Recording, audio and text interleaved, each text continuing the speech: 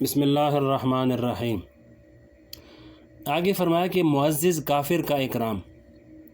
فرمایا ویسے تو ہر مسلمان کے اکرام کا حکم دیا گیا ہے، لیکن اس حدیث میں یہاں تک فرمایا کہ اگر آنے والا کافر ہی کیوں نہ ہو مگر وہ اپنی قوم میں معزز سمجھا جاتا ہے، اس کی عزت کی جاتی ہے، لوگ اس کو احترام کی نگاہ سے دیکھتے ہیں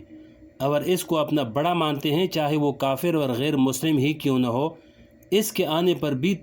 آپ اس کا اکرام کرو اور اس کی عزت کرو۔ یہ اسلامی اخلاق کا ایک تقاضا ہے کہ اس کی عزت کی جائے۔ یہ عزت اس کے کفر کی نہیں ہے، کیونکہ اس کے کفر سے تو نفرت اور کراہت کا معاملہ کریں گے، لیکن چونکہ اس کو اپنی قوم میں باعزت سمجھا جاتا ہے، اس لیے جب وہ تمہارے پاس آئے تو آپ اس کی مدارت کے لیے اس کا اکرام کرو۔ ایسا نہ ہو کہ اس سے نفرت کرنے کے نتیجے میں آپ اس کے ساتھ ایسا برتاؤ اختیار کر لو کہ وہ تم سے اور تمہارے دین ہی سے متنفر ہو جائے، اس لیے اس کا اکرام کرو۔ حضور اقدس صلی اللہ علیہ وسلم نے ایسا کر کے دکھایا۔ آپ صلی اللہ علیہ وسلم کے پاس کافروں کے بڑے بڑے سردار آیا کرتے تھے۔ جب وہ سردار حضور پاک علیہ السلام کی خدمت میں آتے تو ان کو کبھی یہ احساس ہی نہیں ہوا کہ ہمارے ساتھ بے عزتی ہوئی،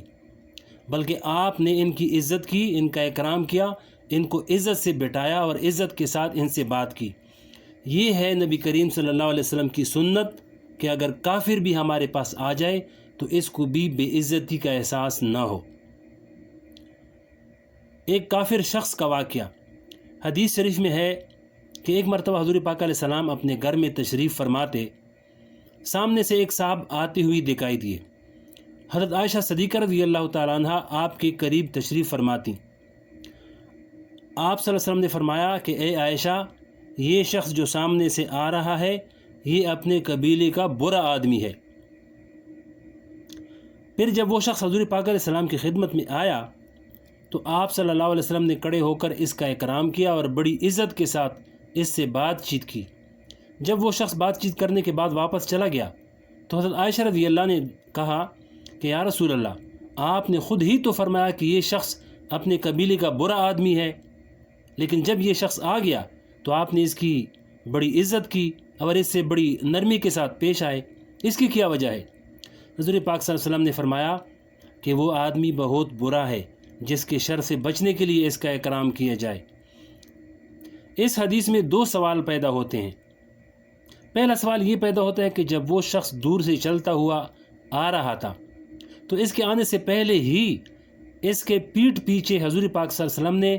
حضرت عائشہ رضی اللہ سے اس کی برائی بیان کی کہ یہ شخص اپنے قبیلے کا برا آدمی ہے۔ بظاہر یہ معلوم ہوتا ہے کہ یہ تو غیبت ہے، اس لیے کہ پیٹھ پیچھے ایک آدمی کی برائی بیان کی جا رہی ہے۔ اس کا جواب یہ ہے کہ حقیقت میں یہ غیبت نہیں، اس لیے کہ اگر کسی شخص کو کسی دوسرے شخص کے شر سے بچانے کی نیت سے اس کی برائی بیان کی جائے تو یہ غیبت نہیں ہے۔ مثلا کوئی شخص کسی دوسرے کو متنبع کرنے کے لیے اس سے کہے کہ تم فلاں شخص سے ذرا محتاط رہنا، کہیں ایسا نہ ہو کہ وہ تمہیں دھوکہ دے جائے، یا کہیں ایسا نہ ہو کہ وہ تمہیں تکلیف پہنچائے، تو یہ غیبت میں داخل نہیں ہے، حرام اور ناجائز نہیں ہے،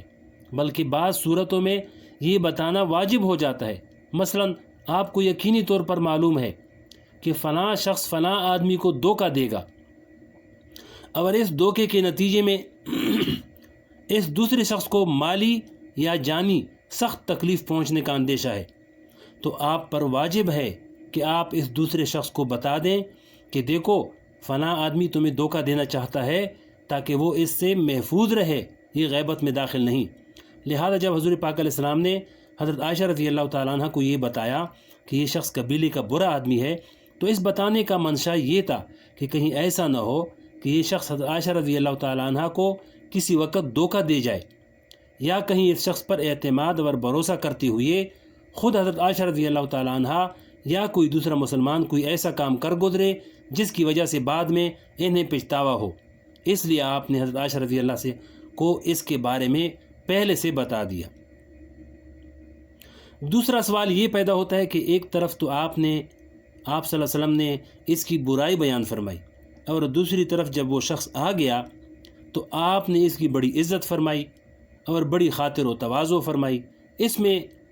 ظاہر اور باطن میں فرق ہو گیا کہ سامنے کا معاملہ کچھ ہے اور پیچھے کچھ اور ہے۔ بات دراصل یہ ہے کہ یہ اللہ کے رسول صلی اللہ علیہ وسلم ہیں